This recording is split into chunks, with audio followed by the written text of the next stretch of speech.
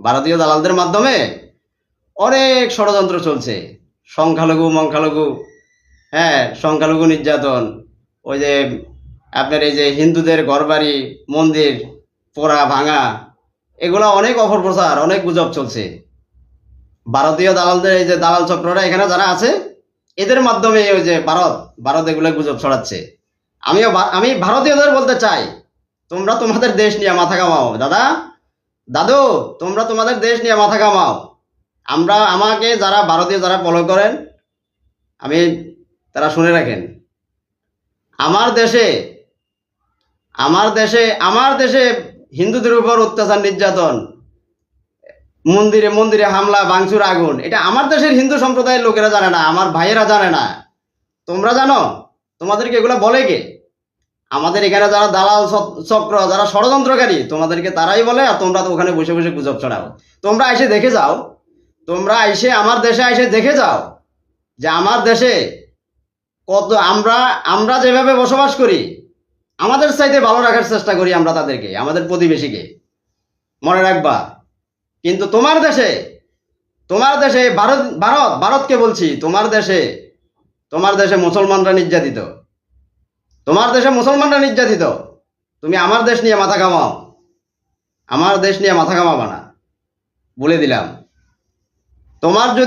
তুমি এসব গুজব না ছড়াইয়া তুমি আমার দেশে এসে দেখে যাও, আমার দেশে এসে তুমি দেখে যাও, সরাসরি এসে দেখে যাও আমার দেশে কোন হিন্দু সম্প্রদায়ের কোন লোকটা অসুবিধে আছে। হ্যাঁ, আছে, কিছু আছে, ওই যে সন্ত্রাসী করছে, সভাপতি সহসভাপতি ছিল,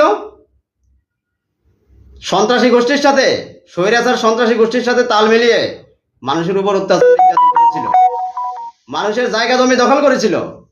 ওরা একটু অসুবিধায় পড়ছে, হ্যাঁ, ওরা অসুবিধায় পড়ছে। তুমি ওদের ওই সন্ত্রাসীকে তুমি কি সংখ্যালঘু বলবা? তুমি ওই সন্ত্রাসীকে কি সংখ্যালঘু বলবা? ওরা তো সংখ্যালঘু না।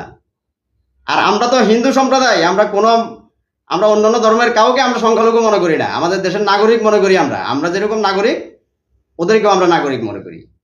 হ্যাঁ, আর এই যে যারা সন্ত্রাসী করছে গত 16 বছরে, এই যে হিন্দু সম্প্রদায় বলেন, অন্যান্য যারা এই যে সভাপতি ছিল, তারা এখন যখন ওই যে ঘর বাড়িতে থাকতে পারতেছে না, তারা এখন নিজেরাই সংখ্যালঘু দাবি করছে। এমন সংখ্যালঘু সাইজে গেছে গা। এতদিন সন্ত্রাসী ছিল, এতদিন তার ভয়ে পাড়া মহল্লায় মানুষ কথা বলতে পারতো না, অথচ সে একজন হিন্দু সম্প্রদায়ের একজন মানুষ ছিল। তার ভয়ে সে আওয়ামী সন্ত্রাসী গোষ্ঠীর সদস্য ছিল। হ্যাঁ, তো আপনি ওর জন্য তো আপনি ওই যে পুরা সম্প্রদায়কে ইয়ে করতে পারেন না। হ্যাঁ, এটা পারেন না। আমি এমনও দেখেছি, এই যে গত কয়দিন আগে, গত 4 তারিখে সে যুবলীগ নেতা, সে হিন্দু যুবলীগ নেতা অমিতাভ চৌধুরী, আমি তার লাইভ দেখছি, ভিডিও দেখছি, সে তার অ্যাকাউন্ট সরাই ফেলেছে, সম্ভবত ডিলিট করে ফেলেছে বা হয়তো হিডেন করে ফেলেছে, ভিডিও ডিলিট করে ফেলেছে। আমি ভিডিওতে তার লাইভে দেখলাম, সে গালি দিয়ে বলছে যুবলীগ, ছাত্রলীগ, স্বেচ্ছাসেবক লীগ, আওয়ামী লীগ যারা আছে তাদেরকে গালি দিয়ে বলছে যে আয় তোরা কই আছো, আয় তোরা ঘরে বসে রয়েছ, আমাদেরকে মাঠে নামাই দিয়া, আমরা মাঠ ক্লিয়ার করছি, ছাত্রদেরকে সরাই দিছি, আয়। সে নিজে গুলি করছে, নিজে গুলি করে ছাত্রদের উপর অত্যাচার করেছিল, নির্বিচারে গুলি করেছিল এই অমিতাভ চৌধুরীদের মতো সন্ত্রাসীরা। আপনি কি এদেরকে কি আপনি সংখ্যালঘু বলবেন? এদেরকে সংখ্যালঘু বলবেন আপনি? এরা তো সন্ত্রাসী, কুখ্যাত সন্ত্রাসী। এরা কিভাবে এদেরকে আপনি সংখ্যালঘু বলবেন? এরা কি নিরীহ? আমার দেশের আমি যেরকম নাগরিক, তারাও নাগরিক, মনে রাখবেন। সে সন্ত্রাসীর বিচার হতেই হবে। তুমি ভারত এখানে হস্তক্ষেপ করবা না। আমি ভারতীয়দের বলতে চাই,